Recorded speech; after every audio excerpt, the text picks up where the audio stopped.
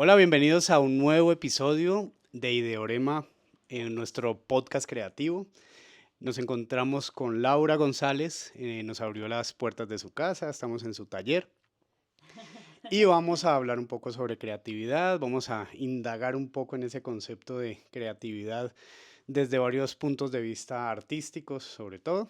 Entonces iniciemos, Laura, contándole a la gente quién eres, qué has hecho y ahí vamos hilando. Muchas gracias a ustedes por visitarme aquí en este espacio que pues lo he ido construyendo lentamente y que es para mí pues un gusto que lo conozcan. Bueno, les cuento sobre mí, soy diseñadora gráfica, esa es pues mi profesión, pero creo que me identifico con otras ramas artísticas como el teatro, ha sido una de mis búsquedas más importantes y que más eh, han afectado como mi espíritu, afectado de una manera positiva. Soy diseñadora escenográfica porque, pues imagínate, empecé a hacer teatro estando en la universidad y conocí la escenografía gracias a un profe maestro amorosísimo que quiero y que recuerdo con mucho cariño, que es Javier García. Nos dictó un taller, una clase sobre escenografía teatral y fue como un punto de encuentro tenaz para mí entre la pasión de toda la vida que tenía más bien dormida en ese momento, el diseño que era lo que estaba estudiando y como, se puede diseño escenográfico y puedo comunicar cosas desde lo gráfico puestas en escena, esto es una maravilla y me abrió la cabeza.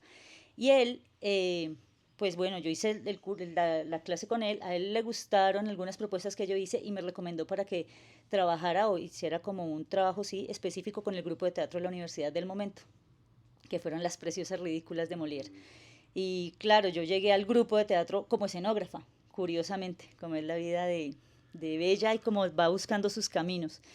Y pues me fue muy bien, o sea, nos fue muy bien, fue un trabajo súper loco porque fue la primera vez en la que me enfrenté a un proceso creativo escenográfico y que pues me empezó como a tener la necesidad de darle un orden a mis ideas. Y eso me pareció súper claro y súper clave porque eso terminó siendo incluso mi trabajo de grado, que fue escenografía teatral, metodología para propuesta metodológica para creación de escenografías teatrales. Y así entré al grupo del teatro de la universidad, ya después actuando, entonces pues Del Cauca, ¿sí? sí, ese es digamos, donde tengo mi formación teatral, fue en el grupo de teatro de la Universidad del Cauca. Muchos años estuve, porque estuve muchos años en la universidad, la vida es así también. Como tuve una hija en la mitad del camino, entonces las cosas se dilataron de ciertas maneras, maravillosas maneras también, que me llevaron como a poder permanecer en el grupo mucho tiempo, explorar el teatro desde la actuación, desde la escenografía, y pues bueno, hacer la carrera y hacer mi trabajo de grado, que para mí fue muy importante porque fue una forma de poner en orden, como te decía, como les decía, esa metodología de cómo puedo ser creativa y darle un orden a la creatividad para poder comunicar asertivamente. No es como, uy, ideas libres y ser así la creatividad, eso va y esto, y me imagino y sueño, sino vamos enfocándonos hacia algo y cómo darle ese centro y ese lugar y encontrar una idea clave y pues bueno, ya es todo ese desarrollo. Darle rienda suelta a la creatividad es importante porque pues es eso, ¿no? Es como ver tantas perspectivas posibles, pero en algún momento, claro, hay que enfocarla en algo porque si no, entonces va a haber solamente lluvia de ideas, pero nunca va a haber una lluvia ya enfocada en alguna funcionalidad, que es lo que es del diseño, básicamente. Yo siento que ahí, claro, hay una imaginación o hay una creatividad que de pronto no necesariamente necesite comunicar o transmitirle algo a la persona afuera, sino de pronto transmitirle otra serie de ideas. Es decir, como que yo tengo una lectura del arte y el arte que quiso expresar el artista a lo mejor no es lo que yo interpreto. Yo lo puedo interpretar de otra manera. Entonces, bueno, sí, me puedo ir hacia el lado de pronto de una pintura, ¿sí? Algo muy Ajá. específico. Pero en el diseño, digamos, claro, en el diseño nosotros nos vamos muy enfocados hacia que esa creatividad funcione para algo. Hay un autor de escenógrafo, de metodologías, de teoría escenográfica, que es, ¿quién lee sobre teoría escenográfica? Yo decía, encontré esto, o sea, existe, y maravilloso, y hay un montón de información. Se llama Gaston Breyer, y él habla de algo que para mí fue revelador, y es la idea de fondo. Habla de la idea de fondo como ese lugar importante de comunicación al que tú debes llegar, él pues hablaba específicamente del escenográfico, pero creo que se aplica en todos como los ambientes artísticos y es, ¿qué es lo que quiero comunicar? Ya si, ya dependiendo de cada artista, pues tiene el interés de que me entiendan o no, ¿no? El diseñador dice, necesito que me entiendan. El artista dice, yo propongo una idea, si me entiendes o tienes tu lectura, está bien, bueno. El asunto es que cuando habla Gastón Breyer de, porque es como diseño escenográfico, ¿no? Entonces sí es muy importante que el lenguaje sea lo más claro posible porque estamos proponiendo una idea, es una idea a la que se llega en consenso, digamos, con el grupo, con el director, relacionado con el dramaturgo o si es una creación colectiva, dependiendo de la metodología o de la estrategia que tenga cada grupo y cada montaje, tienen una idea clara de qué queremos hablar, qué es lo que queremos decir. Hay una responsabilidad importante cuando te estás subiendo a una escena y vas a hablar de algo. Y puede ser algo profundamente político, sensible, emocional, de lo que sea, ¿no? Cualquier tema que se haya decidido, vamos a explorar ese tema ambiental, que es justamente lo que estoy trabajando ahora con el nuevo grupo que tengo y que es maravilloso. Entonces también hay como muchas posibilidades, pero ¿hacia dónde enfocamos lo estético? O sea, para llegar a que esa idea de fondo sea revelada, así sea de una manera sutil. Es como el color en las películas, ¿no? O la ambientación. O la ambientación. Entonces, estuve trabajando con un artista que hace diseño de arte para audiovisuales y nos explicaba algo y me enseñó algo que me dejó como, me decía, listo, es que el color en el vestuario, uno dice, el niño va a ir de verde, este personaje va de rojo, emocionalmente en tal escena el personaje está sintiendo y vibrando de tal manera, el rojo le queda. La gente que está viendo la película no es que analice y diga, ay, sí, mira, de rojo. Bueno, los que ya estamos metidos en ese ambiente podemos leer un poco entre líneas, a veces pues si tenemos la capacidad, otras veces no. Hay gente más avispada que puede verlo, pero no es tanto, no es tan importante lo que tú analizas y la que le das, sino lo que sientes. Nosotros, digamos, como artistas visuales o en mi caso, digamos, escenográfica o, o de producción también audiovisual, no es tanto lo que estoy diciendo, sino lo que hago sentir al otro. Entonces, bueno. Y lo otro que pensaba, el otro punto, también hablando de esas ideas de uno, era hablando desde la fotografía, ¿no? Que un tema del que hablaba en algún momento con un amigo fotógrafo, y es que cuando uno está tomando una fotografía, una cosa es lo que uno ve y lo que uno siente. Cuando toma la fotografía dice, qué momento tan bello. Y estaba el personaje sentado y los pájaros se levantaron y volaron y yo sentí un momento mágico y lo tomé. Y cuando ves la fotografía dices, sí, lo transmito. Cuando lo ve otra persona dice, no, yo ¿Es veo, una foto? sí, yo Pájaros y volando. veo un pájaro y hay mucho desorden. Entonces hay que tener mucho cuidado en el nivel comunicativo cuando no dejes afectar tus emociones en algo que estás poniendo y poder tener una distancia y ver, sí, sí, esto está comunicando lo que yo creí que comuniqué o no. Entonces por eso para mí a veces necesito confrontar cada cosa que hago y es como, mira la foto. Y le mando a mi hija y hablo con alguna amiga, amigo, mírame la fotico, es como, dame una respuesta, es como, a veces siento ay, como que necesito mucha aprobación Mm, externa, pero otras veces es como, no, pero una retroalimentación también es ujú. importante. Estás viendo lo que yo estoy viendo, entiendes que esta mano aquí es importante que se la estén dando porque o sea, Quiero relacionar eso que dices con algo que plantea Walter Benjamin sobre el aura de la obra. ajá, Entonces él plantea excelente. que en esa reproducción, y pues, pues estamos en un contexto capitalista que nos exige pues para poder vivir, tener unos ingresos. Entonces, ¿cómo ves eso? Eso al momento de crear y tal vez hacerlo de manera en serie, pues tal vez se perdería un poco el aura. No sé cómo te pasa, o sea, o qué te pasa con las obras que estás haciendo y las pones en venta. Si realmente Ujú. pasa eso o tú lo estás vendiendo con el aura y decirle a la gente como que no, mira, aquí lo que yo quise decir esto, o más bien lo interpretan, ¿no? No tanto como yo quise decir, sino que interpretan el sentido de la obra. No sé cómo lo ves frente a ese autor. Como en mi caso particular, no tengo como tanta experiencia en eso. Ahora apenas estoy empezando con el tema de tener un emprendimiento. em, y hasta ahora lo que yo he hecho pues son todas piezas únicas. Incluso si intento sacar, bueno, ay, esta pieza está funcionando, a la gente le gusta, va a sacar muchas, todo varía. desde el cartón que me encuentro y que yo le digo, yo soy recicladora, y no, no digas eso, y sí, yo soy recicladora, o sea, me encuentro una caja y es, qué caja tan sexy, me la llevo, taxi, qué hermosa caja. Desde el material hasta la masilla con la que la hice y la parte de la pintada y los acabados, todo varía incluso si quiero hacerlo similar. Pero, bueno, y en lo de cerámica sí, imposible. La cerámica sí ha sido muy difícil, incluso me cuesta mucho trabajo vender mis piezas. Prefiero regalarlas. Es como, hice una vajillita divina. Ay, sí, te la compro 80.000. Y uno, no te imaginas, ¿sabes qué? Se la regalo a mi hermano. Puta, prefiero que la tenga, o sea, o algo así. Entonces, me cuesta un poco ese tema. Y ya en el diseño, pues ahí sí es netamente comunicativo.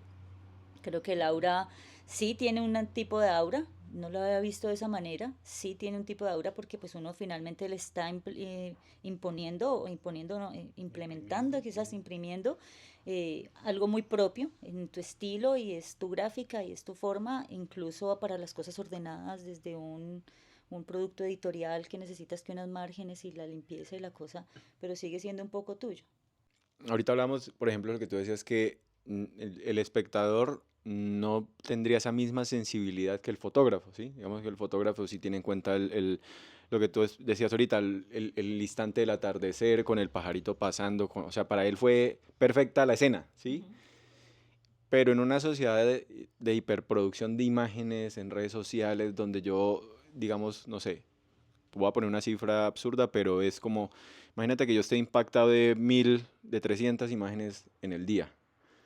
Ver otra imagen, pues digamos que para mí va a ser como, vi otra foto. Espectacular pudo haber sido, pero ante ese consumo excesivo y ese hiperestímulo que ya tenemos nosotros de todos los químicos que nos llegan al cerebro, pues ya es una obra más, ¿sí? Entonces, para ese tipo de percepciones, yo creo que a veces eso, hay obras que no se juzgan de la forma con la que el artista quiso expresar, porque el público, pues realmente ante un público de hiperconsumos va a ser muy difícil. Ujú. Lo mismo pensaba con lo de la cerámica. La cerámica, por ejemplo, el trabajo que implica modelar algo en cerámica, físico, la conexión también con ese proceso. A mí me parece un proceso muy bonito. O sea, hacer manualidades me parece genial. Hasta el origami, todo eso me parece genial. Pero digamos eso, uno crea la obra con toda esa destreza que se hace y esperar a que el cliente de Vea el ese valor. vea el valor, el proceso detrás o la simbología con la que también, o sea, por ejemplo, la pieza que nos mostraste ahorita, que ahorita vamos a, ahorita vamos a grabar.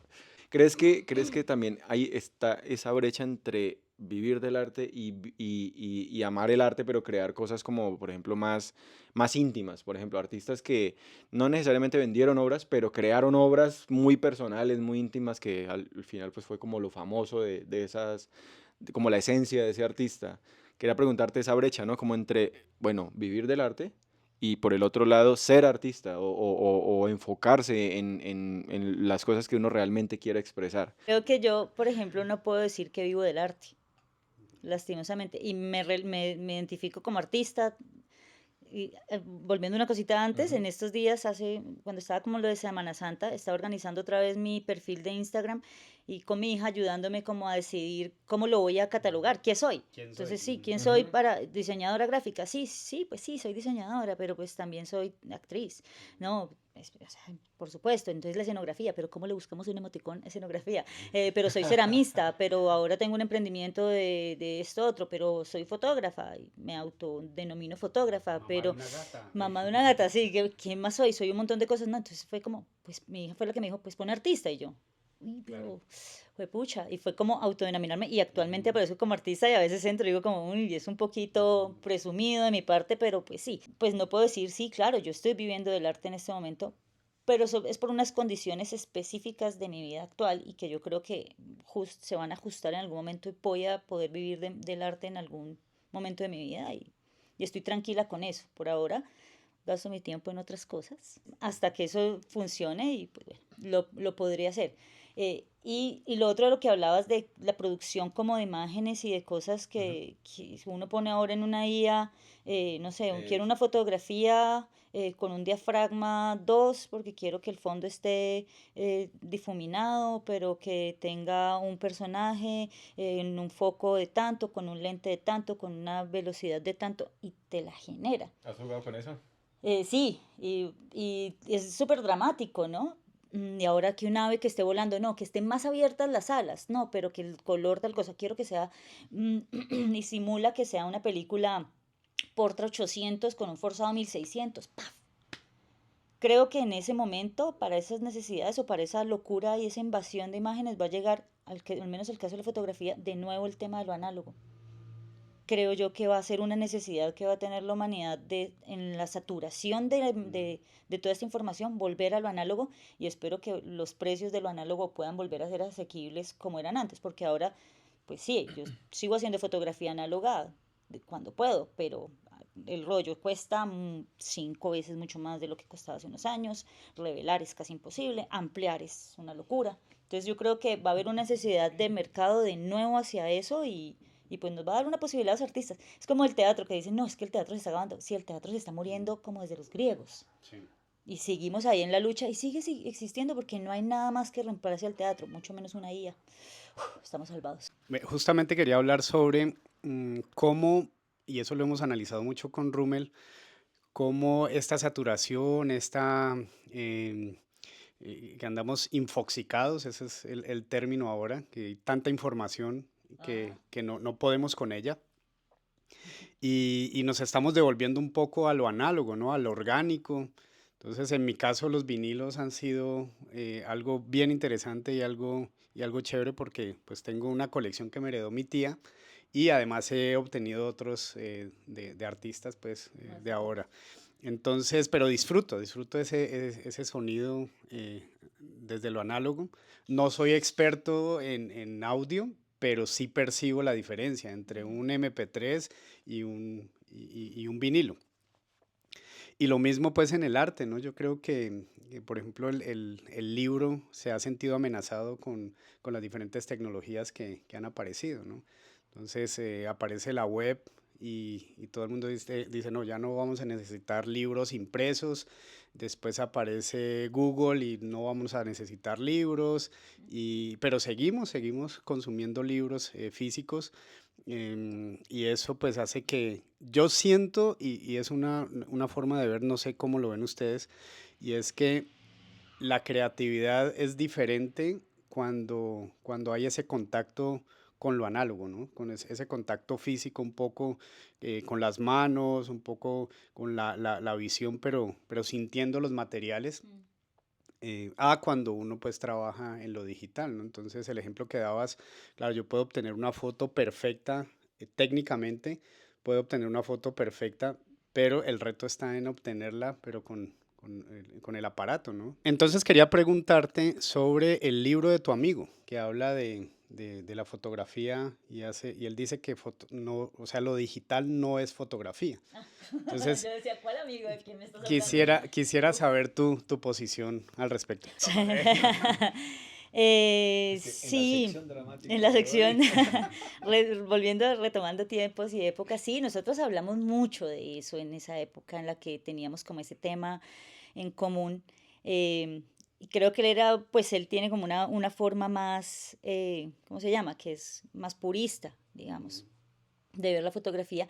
Yo no estoy tan de acuerdo en ser tan exagerado de decir la fotografía. No es, No es. no es. Y creo que todo se va a ir transformando y que todo va tendiendo unos ajustes. Pero sí creo en lo que él dice en cuanto a que lo técnico eh, te lleva, como lo decías tú, lo análogo, te lleva a pensar las cosas de otra manera, eso te lleva a tener una creatividad de otra manera y a purificar tu mente, a darle una línea. Y eso, cuando él decía era fotografía con F mayúscula.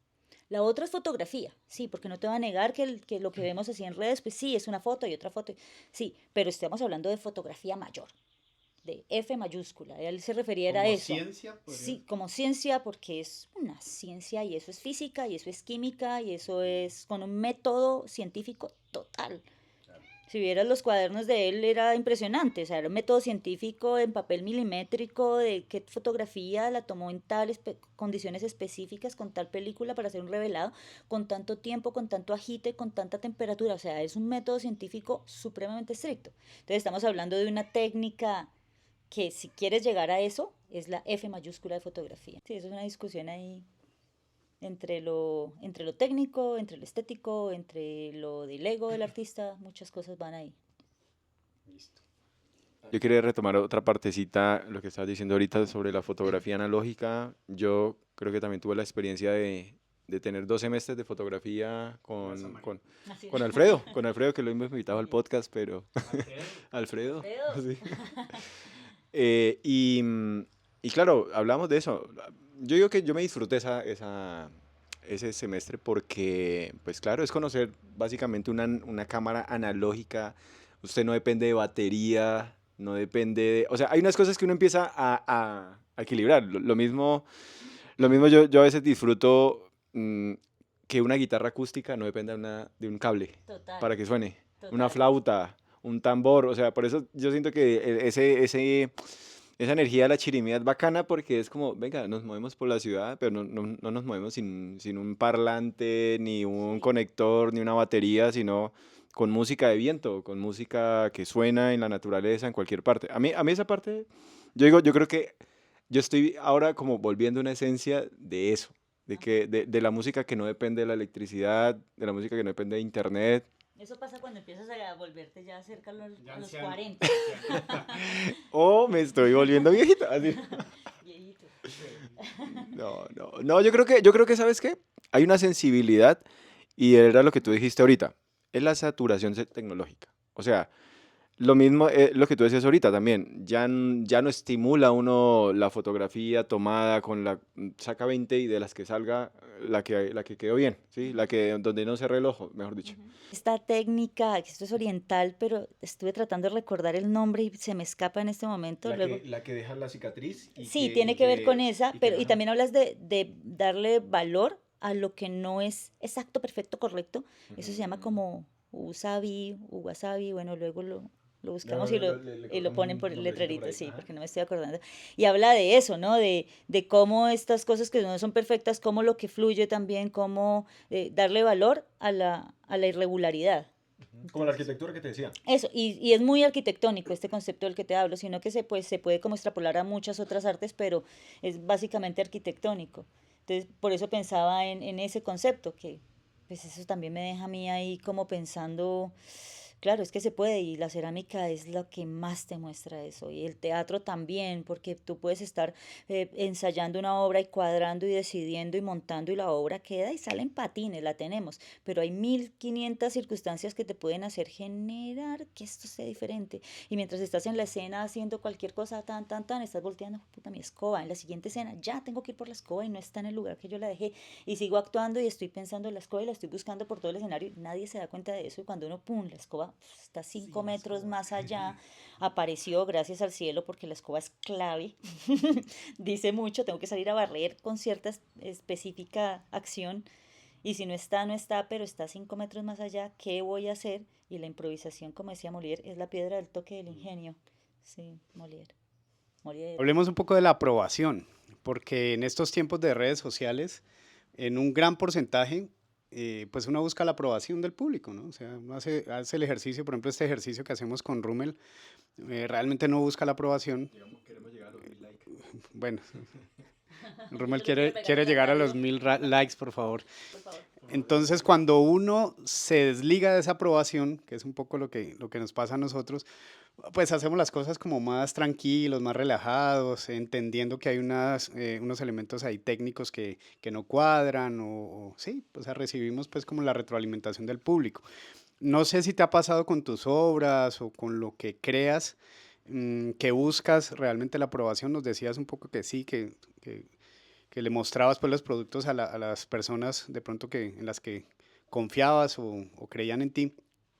¿Pero crees que eso te ha afectado de algún modo o definitivamente ya te desligas de la aprobación para simplemente seguir produciendo de acuerdo a lo que quieres? Sí, busco mucho la aprobación de las cosas que yo hago y que planteo y a veces, por ejemplo, algo que me pasó con el emprendimiento y que justamente fue eso, yo he hecho piezas en papel maché desde hace, no sé, 8 años más, quizás, que aprendí gracias a mi primo Omar, mexicano, y él fue el que me enseñó. Y yo empecé a hacer piecitas, entonces era esta cabeza y la dejé, pues es lo que me sostiene la puerta.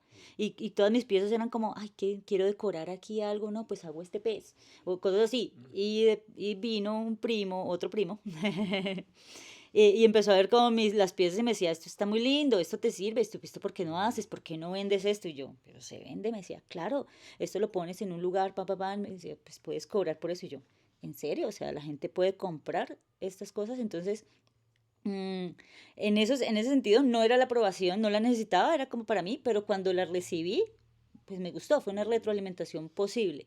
Y sí, sí me parece importante en mi vida la aprobación, no la satanizo tampoco como, sí necesito la libertad, por supuesto, para crear y estar tranquila. Y a veces tengo un montón de fotos que me gustan guardadas y que un día estoy revisando y digo, ole, pero esto está chévere, y la ajusto, la acomodo, la comparto y tengo mis 7 likes de siempre.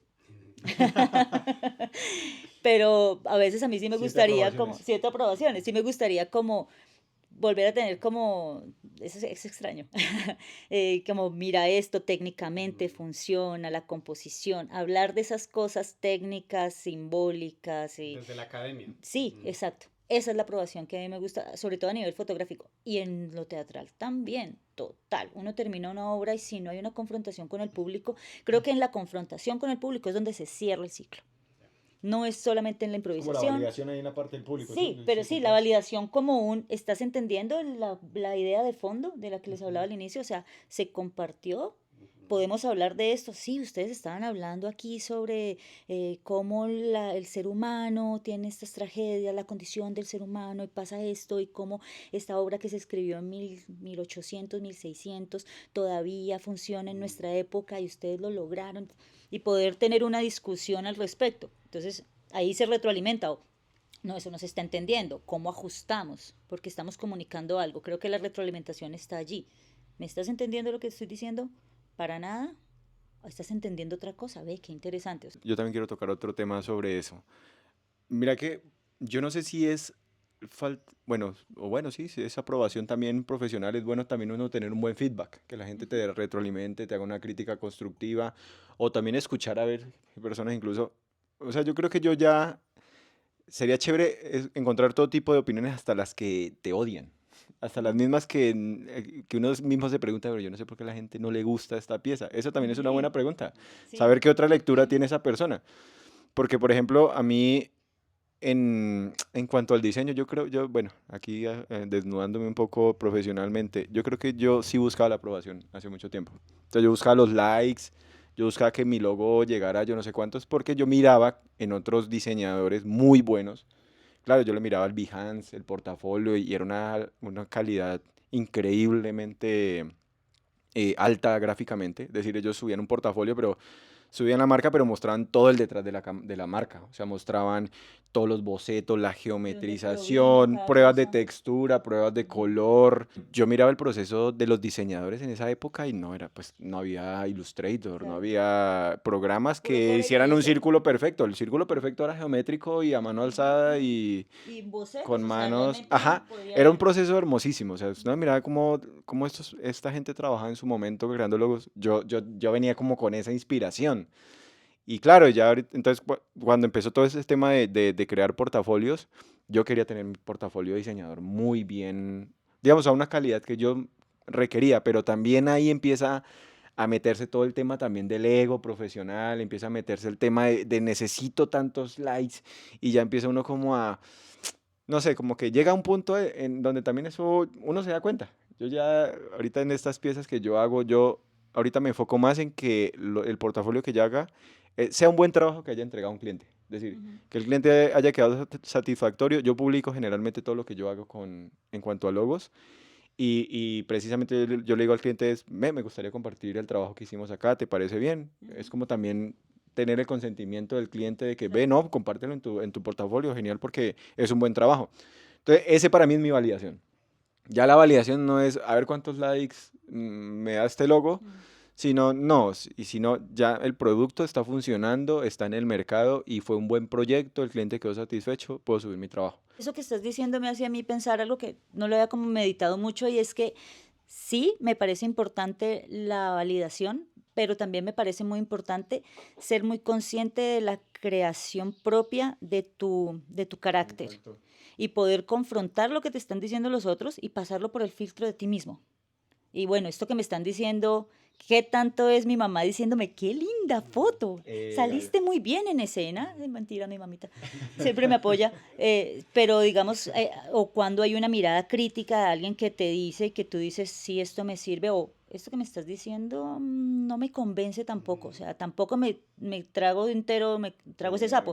O sea, poder tener un filtro de uno mismo y tener como, me parece que es más importante generar su carácter, su línea de uno mismo y con la flexibilidad de que uno está creciendo permanentemente y que lo que está pensando en ese momento, quizá mañana o pasado mañana uno se va a mirar y decir, ay, tan linda lo que yo creía en esa época, ¿no? Somos seres cambiantes totalmente. ¿Cómo ha sido ese cambio del concepto de creatividad? Devuélvete un poco cuando estudiaste diseño, ¿cuál era el concepto de creatividad?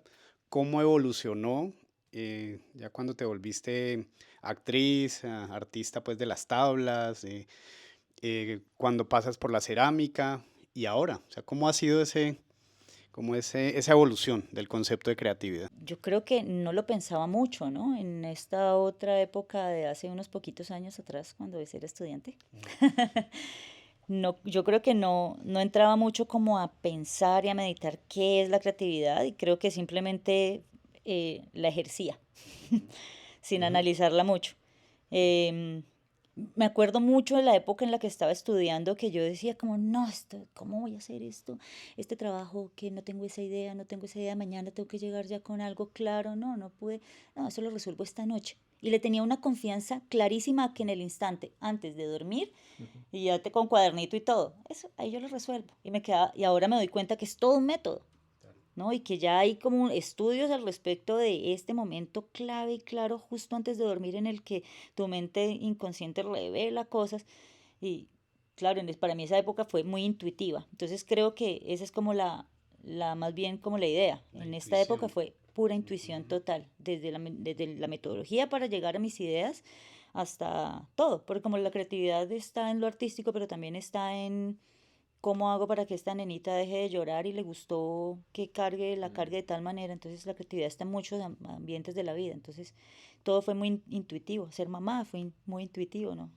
No me habían explicado muy bien cómo era la cosa. No. Me vendieron un producto y era diferente. Sin manual. Sin manual. Pero estuvo muy bien, llegó el que yo quería, el personaje. Y ahora pues es diferente, ahora ya creo que analizo un poquito más los métodos, y haber hecho la tesis sobre metodologías de escenografía también me dio esa organización, al menos en lo escenográfico. Tenemos un invitado siempre que es el señor Cara de Papa. Él tiene unos conceptos de creatividad. Uy, no. Entonces, Aquí es donde viene el examen. sí, ese es el examen. Entonces, lo lees y nos das tu opinión al respecto. Bueno, creatividad como adaptación, teoría evolutiva. Algunos teóricos sugieren que la creatividad es una adaptación evolutiva que permite a los individuos y a las especies enfrentar desafíos cambiantes en su entorno. Sí, claro, la creatividad es justamente eso, es la necesidad de poder, o sea, la creatividad está desde el bebé que se entera que para poder llamar a su mamá, pues llora y eso funciona, que si no alcanza un tarrito de dulces que está allí, pues pone una sillita y va a alcanzar. Entonces, ¿cómo nos vamos adaptando a las necesidades? Que el clima está pasando tal cosa, pues entonces la sombrilla. Que, o sea, sí, totalmente de acuerdo. La creatividad es la respuesta a la solución de un problema, ya sea estético, ya sea comunicativo, ya sea físico, fisiológico. Muy bien, de acuerdo. Quería preguntarte si tú has trabajado digamos, has participado en muestras de talleres acá, de temas de manualidades. Por ahí miro unas piezas de taller de estos chicos que trabajan silografía, Ujú. que también me parece otra técnica muy bacana. Entonces, he visto que ellos también trabajan con el tema de talleres sobre silografía, sobre imprenta. No sé si tú has encontrado espacios en la ciudad o has generado espacios de la ciudad que, pues, no sé, que invites a personas que amen este tema y tú puedas impartir un taller o generar espacios para precisamente que la gente pueda conectar como con estas técnicas, con estas artesanías. Mi experiencia, digamos, como tallerista ha sido más en lo teatral, Ujú, sobre con todo. niños, con jóvenes sí, niños y jóvenes sobre todo, a nivel de colegio. Trabajé muchos años en colegios, 8 años en colegios dando cursos de teatro. Entonces ahí fue como mi experiencia como tallerista. Ujú. Sé que hay ahora algunas escuelas, les voy a dejar los nombres, Ujú. porque pues sí, no las tengo así como Sirirí, muy... ¿no? Sirirí, por ejemplo, Sirirí, que tienen una oferta gigantesca, es de cerámica, tienen todo este tema de los estampados, de las serigrafías, hacen un trabajo maravilloso y tienen una casa bellísima también. Entonces sí, pues ese es como lo que tengo en este momento. Me parece que Popayán tampoco es que tenga una oferta muy grande. El tema de cerámica es bien complicado, no es fácil encontrar hornos, porque pues lo que les comentaba ahora, pues el horno no solamente requiere tener el horno, sino un espacio físico donde ponerlo.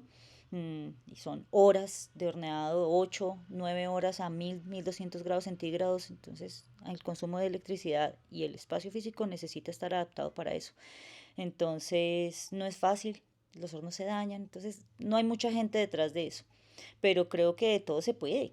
Al final todo se va logrando y se va dando sus maneras. Bueno, muchas gracias Laura por este capítulo creativo de Ideorema. Gracias por abrirnos las puertas de tu taller, de tu casa, la cama de Viole. La cama de Viola. Gracias Viole por la cama. Nos encontramos en un nuevo episodio. Chao.